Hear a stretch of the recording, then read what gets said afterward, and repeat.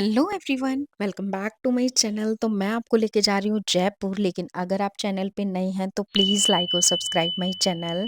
तो फटाफट से मैं आपको लेके चलती हूँ। तो मैं मॉर्निंग में ही यहाँ पर पहुँच चुकी थी और आज था डे 1, तो मैंने फटाफट से तैयार होना शुरू कर दिया। और अगर आप जयपुर आ रहे हैं तो सबसे अफोर्डेबल प्राइस जो आपको पड़ेगा वो ई रिक्शा से। तो मैंने भी ई रिक्शा लिया और 30 रुपीज़ दे के मैं आ चुकी हूँ हवा महल के बिल्कुल सामने। तो मैं आपको दिखाती हूँ, अभी मैं हूँ इस टाइम पे हवा महल के बिल्कुल सामने। तो मैं आ चुकी थी यहाँ पर मॉर्निंग के अंदर ही। तो जैसे ही मैंने हवा महल के अंदर एंट्री की तो सबसे पहली चीज मुझे पता है क्या दिखी, वो था टिकट काउंटर। क्योंकि अगर आपको अंदर जाना है टिकट आपको लेनी ही पड़ेगी, और टिकट का चार्ज था 104 रुपीज, जो भी डबल हो चुका है। पहले 52 रुपीज था। तो मैंने यहाँ पर ली अपने लिए एक टिकट, और टिकट लेने के बाद मैंने की है यहाँ पर अंदर जाने के लिए एंट्री। तो ये हूँ अभी मैं ग्राउंड फ्लोर पे। तो जैसे ही आप अंदर एंट्री करते हैं तो कुछ ऐसा दिखता है हवा महल, और पूरा साउथ का ग्रुप आया हुआ था। उसके बाद मैं गई फर्स्ट फ्लोर पे, जहाँ पे बहुत ज़्यादा क्राउड था। पीछे फाउंटेन भी चल रहा था और हवा महल का बैक साइड भी अंदर की तरफ दिखाई दे रहा था, यानी बहुत सुंदर था। एक और चीज, आपने हवा महल के पिक्चर्स में और वीडियो में इन क्यूट छोटी विंडो को तो जरूर देखा होगा, क्योंकि ये स्पेशली विंडो जो है राजा ने बनवाई थी अपनी रानियों के लिए, क्योंकि उन्हें बाहर जाना था नहीं अलाउ। तो यहाँ से ही वो पूरा का पूरा मार्केट एक्सप्लोर करती थी। अभी मैं हूँ हवा महल के सबसे ऊपर यानी टॉप फ्लोर पे। ठीक है, तो जैसे ही आप हवा महल के टॉप फ्लोर पे आते हो तो आपको क्या क्या देखने को मिलता है। आप सबसे ऊपर जाओगे तो आपको यहाँ पे मिलेगा जंतर मंतर, और उसके साइड में दिखने वाला है आमेर फोर्ट। यानी अगर आप हवा महल आ जाओगे तो आपको मिलने वाला है यहाँ का 360 व्यू। इट मीन्स आप जयपुर आके हवा महल को प्रायोरिटी बेसिस पे रखो, आप बिल्कुल भी मिस मत करो। जैसे ही मैं गई हवा महल के फ्रंट साइड में तो वहां पर मुझे मिला ये छोटू भाई, जिसे मैंने पहले भी वीडियो में देखा था, और इसने मेरी बनाई ये क्यूट सी वीडियो और इसके साथ साथ सुंदर सुंदर पिक्चर भी क्लिक की। तो अगर आपको मिले तो आप भी जरूर क्लिक करवा सकते हैं। इसके बाद मैं गई इवनिंग में जयपुर के एक फेमस क्यूट कैफे में, जिसका नाम था निब कैफे। और ये एक्चुअल में अंदर से बहुत ज्यादा क्यूट, कोजी और सुंदर बना हुआ था। आज मेरा बर्थडे था तो सबसे पहले मैंने यहाँ पर मंगवाया अपने लिए एक छोटा सा क्यूट सा केक, क्योंकि बर्थडे सेलिब्रेट करना तो बनता था। और उसके साथ साथ मैंने कुछ चीज़ें और मंगवाई, जिसमें था पिज़्ज़ा और कॉफ़ी। और सच में यहाँ का खाना बहुत अच्छा था। अगर आप जयपुर आते हैं तो यहाँ पर भी विजिट कर सकते हैं। कॉफ़ी तो इनकी लाजवाब थी। तो आप ज़रूर यहाँ पर आकर इंजॉय कर सकते हैं। कैफ़े को एक्सप्लोर करने के बाद जैसे ही आई मैं अपने होटल में टॉप फ्लोर पे गई, और यहाँ पे लाइटिंग के साथ साथ इतना सुंदर व्यू था। तो मॉर्निंग में सुबह सुबह टाइम से उठने के बाद मैंने किया यहाँ पे नाश्ता, और नाश्ते में देख ही सकते हो कितनी सारी चीज़ें थी यहाँ पर। पूड़ी, आलू की सब्जी, पोहा, सैंडविच और खीर और जूस और बहुत कुछ था यहाँ पे खाने के लिए। Everyone, welcome back to my channel. तो आज है डे सेकंड और मैं हूँ जयपुर के अंदर। तो आज डे सेकंड है और मैं तैयार होके आ चुकी हूँ ब्लू ड्रेस के अंदर।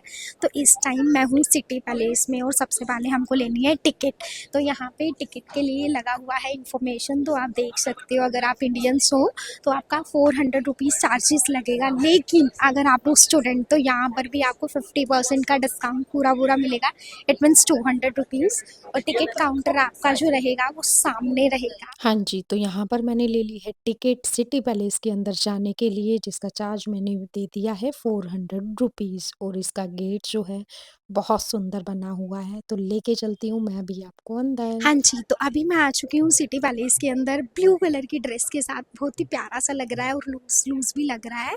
अगर आपके साथ हैं अपने पेरेंट्स तो आपके पेरेंट्स भी यहाँ पर गाड़ी के अंदर जो है जा सकते हैं। और मेरे पीछे अगर आप देखेंगे तो यहाँ पे जो है आपको एंट्री गेट मिलेगा, और इसके साथ साथ यहाँ पे हो रहा है कठपुतली डांस, तो वो भी मैं आपको दिखा। तो यहाँ पर आपको कठपुतली डांस देखने को मिलेगा, जो सुंदर-सुंदर कठपुतलियाँ बनी हुई थी, लेकिन अभी जो है भैया रेस्टिंग मोड पे गए हुए थे, तो अभी इनको डांस नहीं करवाया जा रहा था, लेकिन देखने में बहुत ही प्यारी लग अभी मैं रही आ थी। चुकी हूँ सिटी पैलेस के अंदर और जैसे ही मैं अंदर आई हूँ मुझे पूरा पैलेस यहाँ पे देखने को मिला है। तो आप मेरे पीछे देखो कितना सुंदर दिखाई दे रहा है। मैं एक एक करके आपको सब दिखा अब आपको दिखाने वाली हूँ मैं एक ऐसी जगह है जहाँ पर राजा मंत्रियों के साथ बैठ के करते थे डिस्कशन। तो ये जो है सिटी पैलेस के मिडल के अंदर एक ऐसा प्लेस बना हुआ है जहाँ पर राजा की चेयर के साथ-साथ यानी किंग की चेयर के साथ-साथ उनके मंत्रियों की भी चेयर्स लगी हुई थी। जहाँ पर होता था सारा डिस्कशन कि राज्य कैसे चलेगा। उसके बाद हमने राजा की एक स्पेशल पोशाक देखी जिस पे था एम्ब्रॉयडरी वर्क। और अगर मैं पूरा सर्कल यहाँ से घुमाऊँ सिटी पैलेस का तो कुछ ऐसा दिख रहा था। आप खुद से देखो पूरी वॉल के ऊपर बहुत ही सुंदर और प्यारा डिज़ाइन बना हुआ था। तो आप अपनी लिस्ट में अगर जयपुर आ रहे हैं तो सिटी पैलेस को मिस मत कीजिएगा और उदयपुर के अंदर भी सिटी पैलेस को बिल्कुल मिस मत कीजिएगा। ये दोनों बहुत सुंदर सिटी हैं। पैलेस के अंदर पार्ट 1 कंप्लीट करने के बाद यानी एक हिस्सा मैंने कवर अप करने के बाद अब बारी आती है इस सेकंड वाले हिस्से को कवर करने की। तो आप देखो कितना सुंदर इसका जो है डोर बनाया गया है, पूरा का पूरा प्रिंटिंग है और इसको कहते हैं अम्बा पोल, जिसका नाम है अम्बा पोल। तो मैं आपको लेके चलती हूँ अम्बा पोल के अंदर। अम्बा पूल जो बनाया गया था वो था स्पेशली रानियों के लिए, यानी रानियां ही यहाँ पर स्टे करती थी क्योंकि उन्हें बाहर जाना अलाउ नहीं था। और ये सच में बहुत सुंदर बनाया गया था। यहाँ पर छोटी छोटी खिड़कियां भी लगी हुई थी क्योंकि जब यहाँ पर डांस किया जाता था तो रानियां उस डांस को देखती थी। और दूसरी चीज़ आपने इंस्टाग्राम पे बहुत सुंदर सुंदर पिक्चर्स भी देखी होंगी, वो अम्बा पूल के अंदर ही है। यहाँ पे ये देखिए ये सारी पिक्चर्स अम्बा पूल की हैं। हाँ जी, तो सिटी पैलेस को एक्सप्लोर करने के बाद अब बारी थी जंतर मंतर की। तो मैं पहुंच चुकी थी जंतर मंतर और आपको भी बता दूं अगर आप सिटी पैलेस जा रहे हैं तो जंतर मंतर बिल्कुल पास में है। आपको ना ऑटो ना ई रिक्शा कुछ भी नहीं करना होगा, आप वॉकिंग जा सकते हैं। और यहाँ की टाइमिंग है 9:30 टू 6:30। तो जैसे ही आप जंतर मंतर के अंदर आएंगे आपको कुछ ऐसा दिखने को मिलेगा। और एक चीज़ मैं आप लोगों को सजेस्ट करना चाहती हूँ, आप अपने साथ एक गाइड ज़रूर हायर करें क्योंकि विदाउट गाइड जो है सारी चीज़ें आपके ऊपर से जाने वाली हैं। जैसे मेरे ऊपर से जा रही थी, यानी कुछ समझ में ही नहीं आ रहा था, बस जो मेंशन किया गया था रिटन में उसी को देख के कुछ समझ पा रही थी मैं। और अगर आप जंतर मंतर घूमते घूमते थक जाएं और लगे भूख तो यहाँ पर बनाई गई है एक छोटी सी कैंटीन जहाँ से आप स्नैक्स भी खा सकते हैं। उसके बाद जैसे ही आप बाहर आएंगे तो यहाँ पर है घोड़े, तो यहाँ पर आप घोड़े की सवारी भी कर सकते हैं। उसके बाद हमने यहाँ पर खाया एक फेमस आंटी से एक कांजी वड़ा जो सच में बहुत ज़्यादा टेस्टी था। तो आप भी ज़रूर ट्राई कीजिएगा इसे। जंतर मंतर के बाद मैंने फटाफट से लिया एक ई रिक्शा और 20 रुपीज़ देकर मैं पहुंच चुकी हूँ जल महल। और यहाँ पर तो कोई टिकट भी नहीं है और इवनिंग में पहुंची थी तो यहाँ पर क्राउड भी हो गया था। और एक और चीज़ यहाँ पर आप अपनी सुंदर सुंदर पिक्चर्स भी क्लिक करवा सकते हो 50 रुपीज़ में 5 पिक्चर, जो एक्चुअल में एक अच्छी डील थी। अब बारी आती है पानी के अंदर वाले महल को देखने की, जो सच में बहुत सुंदर दिखाई दे रहा था। और पानी तो ब्लू ब्लू दिखाई दे रहा था और ऊपर से आसमान भी ब्लू, मतलब कैमरा भी उस चीज़ को शायद जस्टिस ना करे। तो अभी हो चुकी थी इवनिंग और जयपुर के अंदर 5:30 तक अप्रोक्सीमेट सारी हिस्टोरिकल प्लेस क्लोज हो चुके होते हैं। तो मैंने सोचा थोड़ा सा टाइम को यूज़ किया जाए और मैं चल पड़ी बापू बाज़ार के लिए। अगर आप बापू बाज़ार आना चाहते हैं तो ये संजय बाज़ार के बिल्कुल सामने है। और अगर आप सिंधी कैंप या बस स्टैंड से चलते हैं तो आपको सिर्फ 30 रुपीज़ ई रिक्शा में देकर आप बापू बाज़ार आ सकते हैं। और बापू बाज़ार भी आपकी 8 बजे तक बंद हो जाता है, तो आप 8 बजे से पहले-पहले यहाँ पर आ जाएँ। और ऐसी कोई चीज़ नहीं है जो यहाँ पर आपको मिलेगी नहीं, और हर एक चीज़ आपको यहाँ पर पसंद आने वाली है। तो मैं आपको लेके चलती हूँ और दिखाती हूँ। सबसे सुंदर मुझे ये बैग लगे जिनके साइड में पॉकेट थे। उसके बाद मैंने कुछ कुर्तियाँ भी देखी, लेकिन स्पेशली मैं जो गई वो इस शॉप पे गई जिनके पास जूती थी। और मैंने अपने लिए फटाफट से एक स्लीपर जो है यहाँ पर फाइनल कर ली। आज है डे 3 और मेरे पास है सिर्फ़ 2 घंटे का टाइम, इसलिए मैं जयपुर का फ़ेमस फूड एक्सप्लोर कर रही हूँ।